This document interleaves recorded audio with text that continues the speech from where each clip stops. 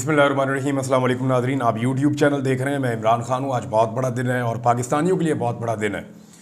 आज chief justice of Pakistan कादी फ़ाइज़ ईसा साहब retire हो रहे हैं। उनके चीफ़ जस्टिस बनने से पहले मैंने कहा था कि वो चीफ़ जस्टिस बनने से पहले मुतनाज़ हो चुके हैं और पाकिस्तान की सियासी जमातों ने, ख़ास तौर पे नून लीग ने, उन्हें डेलिब्रेटली मुतनाज़ किया था।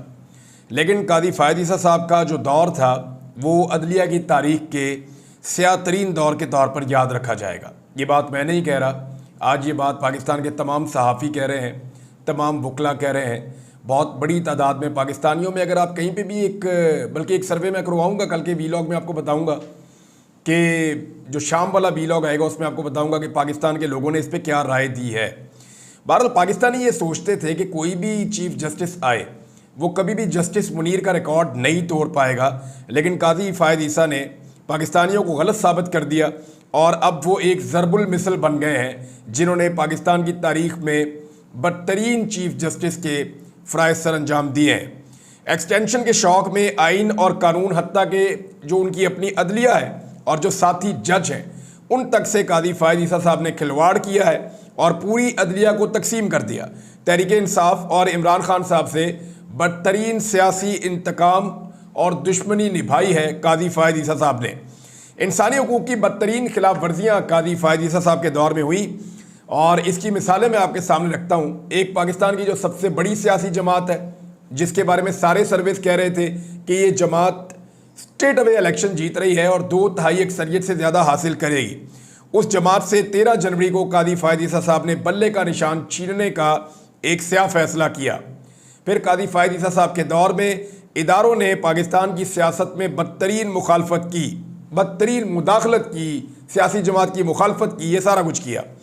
तारीख़ के मुतनाज़ तरीन इंतखाबात जो हुए हैं वो कादी फ़ाइज़ ईसा साहब के दौर में हुए।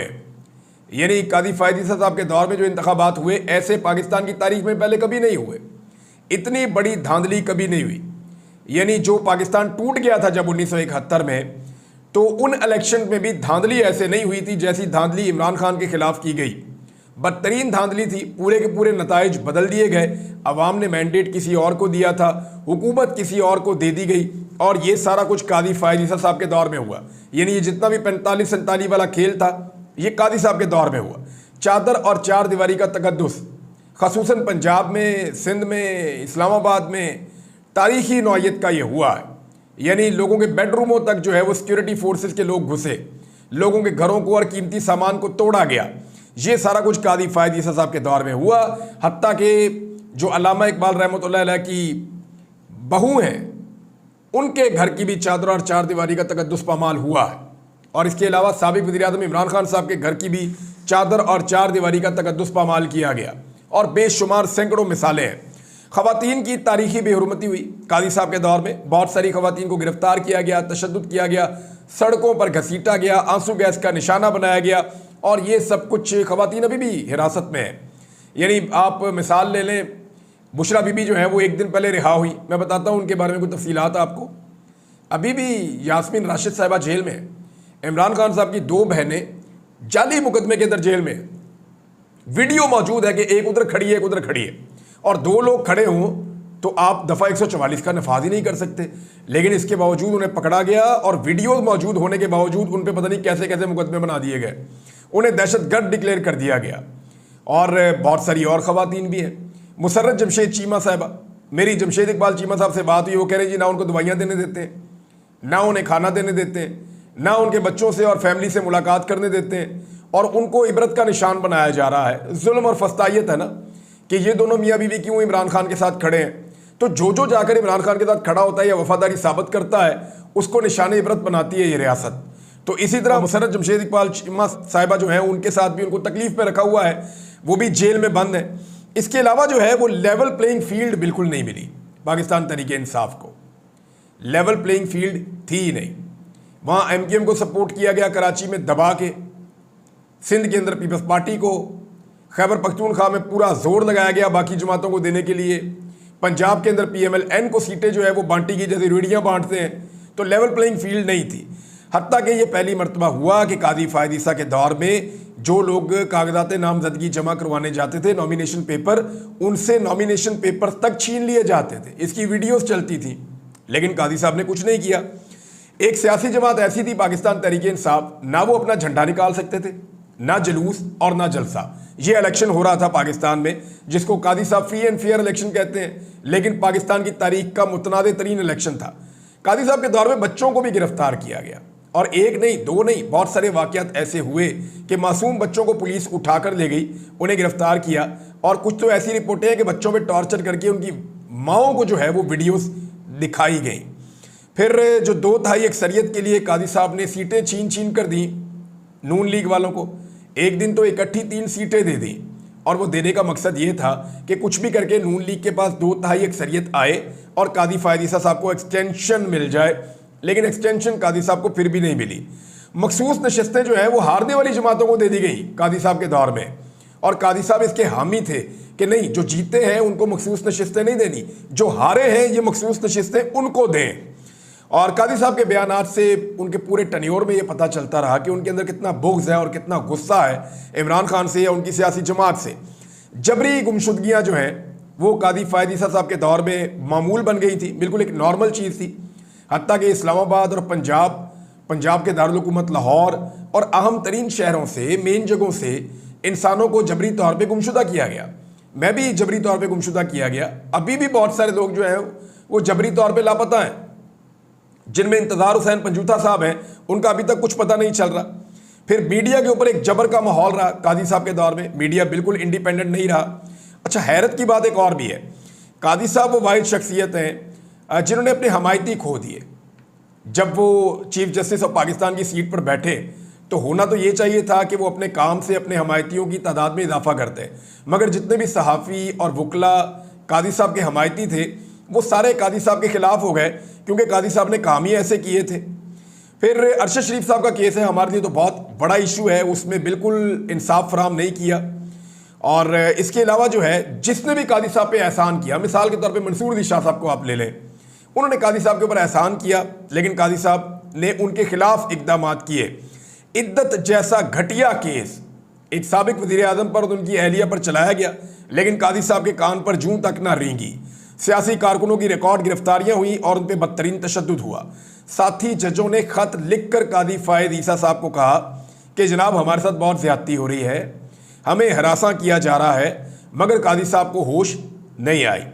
पार्लियामेंट में जाके कादी साहब बैठ गए जनाब, और अपने मनसब को काफ़ी डिग्रेड किया, और जाते जाते भी 63A का जो एक फ़ैसला था उसकी मनचाही नज़रसानी की मनचाहा बेंच बनाकर एक सदारती ऑर्डिनेंस के बाद, और उसके नतीजे में पाकिस्तान में जो जुल्म और फस्तायत का बाजार गर्म हुआ, जो हॉर्स ट्रेडिंग के लिए मंडियाँ लगी, वो भी कादी फायद ईसा साहब को इसका क्रेडिट जाता है। कादी साहब के बारे में बहुत सारे लोगों ने बहुत सारे स्टेटमेंट दिए हैं, लेकिन 2 स्टेटमेंट मैं आपके सामने रख देता हूँ। एक तो मैं हामिद मीर साहब का स्टेटमेंट आपको सुनाता हूँ। हामिद मीर साहब जी कादी फायद ईसा साहब के बारे में कह रहे हैं, मुझे अफसोस है कि मैं कादी फायद ईसा जैसे जज की हमायत करता रहा जो अपने ही फैसलों की खिलाफ वर्जी करते थे। अब कोई ये नहीं कहेगा कि पंजाब ने नज़रिया ज़रूरत का बानी जस्टिस मुनीर पैदा किया।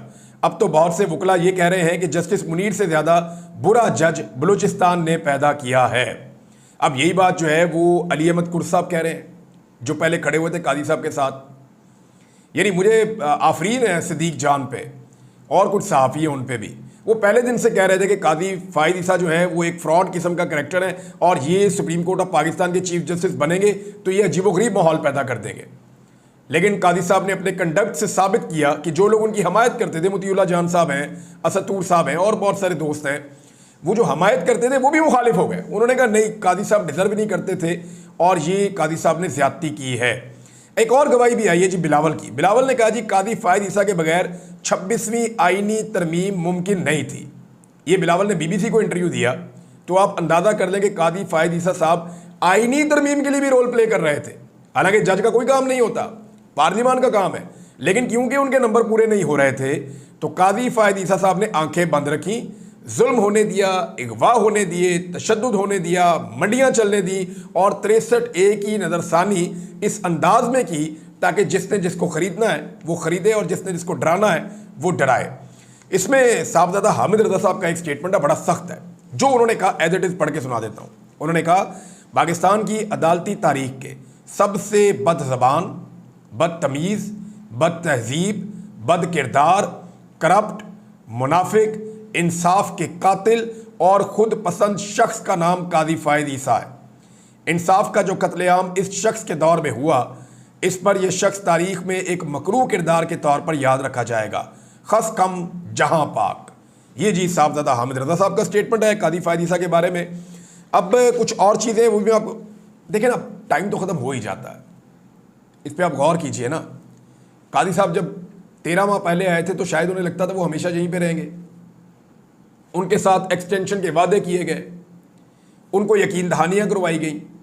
एक दिन उन्होंने एक स्टेटमेंट दे दिया तो फिर उनकी अदालत से इसकी तस्हीह आई कि नहीं, इसका मतलब ये नहीं है बाकी जजों को मिलेगी तो कादी साहब को भी मिल जाएगी, वो भी एक्सटेंशन ले लेंगे। तो कादी साहब कानून में ऐसी तब्दीली चाहते थे कि 3 साल मजीद वो रहें, लेकिन कादी साहब नहीं रह पाए, आज उन्हें जाना पड़ रहा है। तो जो लोग आज सीटों के ऊपर बैठे हुए हैं उन्हें क्या लगता है कि वो हमेशा यहीं पर बैठे रहेंगे? एक दिन ये सीट बड़ी बेवफा होती है, आप इस सीट से उतरेंगे और किस्सा पारी ना बन जाएंगे। मुझे अच्छी तरह याद है जनरल बाजवा जब सीट के ऊपर हुआ करते थे, या जनरल मुशर्रफ जब सीट के ऊपर हुआ करते थे, या पहले इफ्तिखार चौधरी साहब जब सीट के ऊपर हुआ करते थे, या वज़ीर आज़म को आप ले लें बहुत सारे, तो उन सबको लगता है कि वो खुदा बन बैठे हैं। उन्हें लगता है कि सारी चीज़ें उनके कंट्रोल में हैं, वो स्याह को सफ़ेद कर सकते हैं और सफ़ेद को स्याह कर सकते हैं। लेकिन एक दिन ऐसा आता है कि सीट उनके पास पे चली जाती है और वो एक छोटा सा फैसला भी नहीं कर सकते, एक सेक्रेटरी की ट्रांसफ़र भी नहीं कर सकते, एक छोटी सी पोस्टिंग भी नहीं कर सकते, एक बंदे को तरक्की भी नहीं दिलवा सकते, ना किसी का फ़ायदा करने का उनके अंदर कोई सलाहियत बाकी बचती है, ना किसी का नुकसान करने की उनके अंदर कोई सलाहियत बाकी बचती है। बहरहाल एक दिन तो सबने जाना है, अब देखना यह है कि तारीख के अंदर उनका नाम क्या लिखा जाता है। क्या उनका नाम तारीख के कूड़ादान में जाता है या सुनहरी हरूफ में लिखा जाता है? ये आपका अपना किरदार इस बात का तयन करता है कि आपने उस सीट पर बैठकर इंसाफ किया या ना इंसाफी की, ज़ाती मफादात देखे या पाकिस्तान के मफादात देखे। बहरहाल अभी तो पाकिस्तान के मफादात तो लोग देखते नहीं हैं, ज़्यादातर अपने मफादात देखते हैं। बुशरा बीबी जो हैं वो रिहा होने के बाद पेशावर चली गई, और उसकी वजह यह है कि पहले उन्हें बनीगाला पहुँचाया गया, फिर पाकिस्तान तहरीक इंसाफ की क़यादत जाकर उनको मिली। तहरीक इंसाफ के लोगों ने इमरान खान साहब का पैगाम पहुंचाया, ख़ासतौर पे जो वकला मिले थे इमरान खान साहब को, उन्होंने कहा जी कि बुशरा बीबी साहिबा आपके लिए इमरान खान साहब का पैगाम है कि आप पेशावर चली जाएं, और ये सेफ्टी के हवाले से कहा गया कि आपको पेशावर जाना चाहिए। इमरान खान साहब की हदायत पे फिर वो पेशावर चली गई, वहाँ पे उनको अकोमोडेट किया गया है, उनका मेडिकल चेकअप वगैरह भी होगा। लेकिन फैसलवाडा वगैरह और कुछ और टाउट्स हैं, वो ये कह रहे हैं कि जी बुशरा बीबी की डील हो गई है। देखिए ये वो लोग हैं जो पहले कहते थे कि बुशरा बीबी जो है वो वादा माफ गवाह बन गई। ये वो लोग हैं जो कहते थे कि बुशरा बीबी पे मुकदमा हो गया, अब लग पता जाएगा। तो जब बुशरा बीबी पे मुकदमा हुआ तो वो खुद चली गई जाके, उन्होंने कहा जी मुझे गिरफ्तार कर लिया जाए। फिर उन्होंने कहा मैं इमरान खान की कमज़ोरी नहीं, इमरान खान की ताकत बनूंगी, और उन्होंने ये बात साबित की। अब डील का जो लोग बात कर रहे हैं वो क्यों कर रहे हैं? देखें, डील की बात वो इसलिए कर रहे हैं कि वो इस ख़ानदान से लड़के थक गए हैं, और अब उनके अंदर मज़ीद लड़ने की सकत बाकी नहीं है, क्योंकि ज़िल्लत ही बहुत है इस काम के अंदर कि आप औरतों से लड़ते हैं, आप लोगों को कैदी बनाते हैं, आप लाकानूनियत करते हैं, फस्तायत करते हैं, जुल्म और जबर का सहारा लेते हैं, तो इसमें इज्जत तो नहीं मिलती। अब अगर इमरान खान ने डील ही करनी होती तो इलेक्शन से पहले करता, ताकि इलेक्शन में उसकी हुकूमत बने, या वो इलेक्शन हारने के बाद डील कर देता कि ठीक है अब मेरा मोराल डाउन है, मैं डील कर रहा हूँ। या इमरान खान साहब बजट के मौके के ऊपर एक उनको अपॉर्चुनिटी थी, वो तब डील कर देते। IMF के मुआहदे के ऊपर बड़ा मौका था, वहाँ डील कर देते। या जब आईनी तरमीम हो रही थी उसमें डील का मौका था, वहाँ डील कर देते। मैं आपको जिम्मेदारी के साथ कह रहा हूँ कि 2 मुलाकातें इमरान खान साहब से की हैं लोगों ने जाके जेल में। इमरान खान साहब को ऑफर्स दी गई हैं, उन्हें जो ऑफर्स दी गई हैं, मुझे आज मेरे एक सोर्स ने बताया कि इमरान खान साहब को ये ऑफर्स दी गई थी जेल के अंदर कि हम आपको फैसिलिटेट करते हैं, आप पाकिस्तान से बाहर जाना चाहते हैं तो अब भी आपके पास ये ऑप्शन मौजूद है, हम आपको जेल के अंदर भी फैसिलिटेट कर सकते हैं, अस्पताल में भी फैसिलिटेट कर सकते हैं, हम आपके साथ टाइमलाइन तय कर सकते हैं कि इतने अरसे में आप बाहर आ जाएंगे, हमारी चंद छोटी छोटी चीज़ें वो आप मान लें। लेकिन इमरान खान साहब ने किया साफ इनकार। इमरान खान साहब ने कहा मैं यहाँ पढ़ा हूँ ना, यहीं पढ़ा रहूँगा, 100 साल भी मुझे यहाँ रखोगे मैं यहाँ रहूँगा, लेकिन मैं अपने लोगों के साथ धोखा नहीं करूँगा और मैं कंप्रोमाइज़ नहीं करूँगा। अब लोगों को अपने आप से एक सवाल पूछना चाहिए कि जेल में बैठा हुआ एक आदमी आपसे धोखा नहीं कर रहा, तो क्या आप उस आदमी के साथ मुखलिस हैं? क्या उसकी आवाज़ के ऊपर आप भी उसी शिद्दत से खड़े हैं या नहीं खड़े? अब जो लोग कहते थे डील हो गई, तो किस चीज़ पे इमरान खान ने डील की? आईनी तरमीम भी हो गई तो अब इमरान खान ने डील कर दी है। अगर इमरान खान ने डील की होती तो वो अपनी बेगम को बनी गाला या जमान पार्क भिजवाते कि उनको खतरा ना होता कि दोबारा उनकी बेगम के ऊपर शब खून मार के उन्हें गिरफ्तार किया जा सकता है। लेकिन इमरान खान साहब ने उन्हें पेशावर भिजवाया। इसका मतलब क्या है कि उनकी कोई डील नहीं हुई। अब उनकी बहनों का जो है मुकदमा ही कोई नहीं है। उन्होंने आज हर हाल में आज़ाद होना है। अब इसको भी डील का तासुर दिया जाएगा क्या? मियाँ गुलशन औरंगजेब साहब जो हैं जज साहब, वो डील का हिस्सा है? भाई मुकदमे ही खत्म हो गए, अब आपने किस चीज़ में अंदर रखना है? इमरान खान के ऊपर भी सारे मुकदमे खत्म हो चुके हैं नादरीन। उसूलन इमरान खान साहब को अगस्त से पहले बाहर आ जाना चाहिए था। जुलाई से उनके मुकदमे खत्म हो चुके हैं। वो सिर्फ जुडिशियल रिमांड पे हैं। यहाँ इस्लामाबाद हाई कोर्ट के अंदर चीज़ों को डिले में डाला जा रहा है, वरना इमरान खान साहब को अब तक आज़ाद होकर बाहर आ जाना चाहिए था। बहरहाल इमरान खान साहब ने कहा जी आप वहाँ चली जाएँ, और वो चली गई। इसके अलावा जनाब कादी फायद ईसा साहब की रिटायरमेंट के साथ ही खबर आ रही है कि नवाज शरीफ साहब, और ये एक्सप्रेस न्यूज़ ने छापी खबर, वो ये कह रहे हैं कि नवाज शरीफ साहब जी पाकिस्तान से जा रहे हैं। मैंने आपको एक मरतबा नहीं कई मरतबा कहा था कि जब कादी फायद ईसा पाकिस्तान में चीफ जस्टिस बने तो नवाज शरीफ साहब आए थे, और मैंने आपको कहा था कि अगर ये चीफ जस्टिस ना रहे तो नवाज शरीफ पाकिस्तान से चले जाएंगे। और वही हो रहा है कि नवाज शरीफ कादी के अलावा किसी पे एतबार नहीं करते। यानी आप ये देखें ना कि आर्मी चीफ तब्दील हुआ, नवाज शरीफ नहीं आए। वज़ीर आज़म तब्दील हुआ, नवाज शरीफ नहीं आए। वज़ीर आज़म फिर तब्दील हुआ, नवाज शरीफ नहीं आए। भतीजा वज़ीर आला बन गया, नवाज शरीफ नहीं आए। इमरान खान जेल में चला गया, नवाज शरीफ नहीं आए। नवाज शरीफ आए जब कादी फायद ईसा चीफ जस्टिस बना, और अब कादी फायद ईसा साहब इस होते से हट रहे हैं तो नवाज शरीफ साहब इमीडिएटली वापस अपने मुल्क जो है वो बरतानिया पहुंच रहे हैं, क्योंकि मियाँ साहब को सबसे ज़्यादा एतबार इस मुल्क में ऐसा लगता है कि कादी फायद ईसा साहब पे था, और जो मैंने आपको कहा वो साबित भी हो रहा है। अख्तर मेंगल साहब के ऊपर भी जनाब एक मुकदमा दर्ज कर दिया गया है। लेकिन इससे पहले एक और चीज़ आपको बताता हूँ। फजलुर रहमान साहब की पार्टी ये कह रही है कि हमें यकीन दिलाया गया था कि जस्टिस मंसूर को बनाया जाएगा चीफ जस्टिस। तो मेरे ख्याल में फजलुर रहमान साहब की पार्टी अब धोखा दे रही है। देखें, अगर जस्टिस मंसूर अली शाह साहब को भी बनाना था तो वो तो सबसे सीनियर थे, वैसे ही बन जाते। फिर आपको 3 बंदों वाला ये खेल खेलने की क्या ज़रूरत थी? ये जो आपने तरमीम के अंदर 3 बंदों वाला शामिल किया कि 3 सीनियर जजेस में से एक को बनाया जाएगा, तो आपने तो खुद चांस फराहम किया गवर्नमेंट को। अब बिलावल भी ये कह रहे हैं कि मुझे नहीं पता था कि मंसूर अली शाह साहब नहीं बनेंगे। भाई ये सारा खेल खेला ही इसलिए गया है कि एक शख्स जो चीफ जस्टिस ऑफ पाकिस्तान बनने के अहल था, सबसे सीनियर जज था और सबसे बेहतर जज था, उसको आपने चीफ जस्टिस ऑफ पाकिस्तान नहीं बनने देना था। आप एक कंप्रोमाइज आदमी लाना चाहते थे जो आपकी हुकूमत को तहफ़्फ़ुज़ दे, लिहाजा आप एक आईनी तरमीम लेकर आए और उसके बाद आपने अपना फैसला कर लिया। अब देखना यह है कि जस्टिस याह्या अफरीदी साहब आपकी उम्मीदों पे पूरा उतरते हैं या इंसाफ देते हैं कानून के मुताबिक। रियाज फतियाना साहब का बेटा भी वापस आ गया जी, क्योंकि आईनी तरमीम हो गई तो उनका बेटा वापस आना ही था। उनका बेटा भी वापस आ गया। उम्मीद है कि पंजूथा साहब भी वापस आ जाएंगे और अब उन्हें छोड़ देना चाहिए। कादी साहब चले गए हैं तो औरिया मकबूल जान साहब को भी छोड़ दें, जिन्हें जिद सी औरिया साहब से। अगर वो चले गए हैं तो औरिया मकबूल जान साहब को इस उम्र में गिरफ्तार किया हुआ है, उनके साथ जुल्म और ज्यादती की जा रही है, तो उनको भी रिहा किया जाए। अख्तर मेंगल साहब पे जी मुकदमा दर्ज कर दिया गया कि सेनेट में आए थे, इन्होंने वहाँ कोई दहशतगर्दी की है। तो मामला ये है कि अख्तर मेंगल साहब तो आए थे सिर्फ अपने 2 सेनेटर्स को देखने के लिए, और इन्हें वहाँ से निकाल दिया गया था, और लेडी ऑफिसर ने कहा था कि निकाला है। मेंगल साहब अगर वहाँ बैठे रहते तो वो अपने 2 अरकान को देखते ईवान में और कहते आके इधर बैठ जाओ पोजीशन के साथ, और मुमकिन है कि वो आकर इधर बैठ जाते। इसलिए उन्हें वहाँ से ज़बरदस्ती निकाला गया ताकि सेनेट के नंबर पूरे हों। अब मेंगल साहब के ऊपर मुकदमा दर्ज कर दिया गया है, तो मेंगल साहब ने इस पर एक ट्वीट किया है और चैलेंज कर दिया है। अख्तर मेंगल साहब ने कहा जी ये मेरे लिए एजाज़ और बेहद फ़ख्र की बात है कि 26वीं आईनी तरमीम के खिलाफ खड़े होने पर मेरे खिलाफ FIR दर्ज की गई। बदकिस्मती से आज सुबह 9 बजे मैं दुबई रवाना हो चुका था। जैसे ही मैं वहाँ पहुँचा आप लोगों की तरफ से एक खूबसूरत तोहफा मिला। अगर मुझे पहले इल्म होता तो मैं अपनी परवाज़ मनसूख कर देता। अब बताएं जनाब सदर और वज़ीर आज़म, मेरी गिरफ्तारी के लिए आप किस एयरपोर्ट पर लैंडिंग चाहते हैं? इस्लामाबाद, कोयटा, पिंडी या लाहौर? मेरे ख्याल में मेंगल साहब को वापस आके फौरी तौर पे गिरफ्तारी देनी चाहिए और इस निज़ाम को चैलेंज करना चाहिए, क्योंकि उनके ऊपर भी शक किया जा रहा है कि शायद उन्होंने ये कंप्रोमाइज़ किया है, और ये मुकदमा भी शायद इसलिए उनको पहले बाहर जाने दिया गया, बाद में दर्ज किया गया, ताकि ये कोई डील का हिस्सा है। कुछ लोग ये भी तासुर दे रहे हैं, लेकिन मुझे ऐसा लगता नहीं है। मेंगल साहब वापस आएंगे, गिरफ्तारी देंगे, सामना करेंगे, मैं उनसे ये उम्मीद करता हूँ। अब तक के लिए इतना ही। अपना ख्याल रखिएगा, अपने इस चैनल का भी। अल्लाह हाफ़िज़।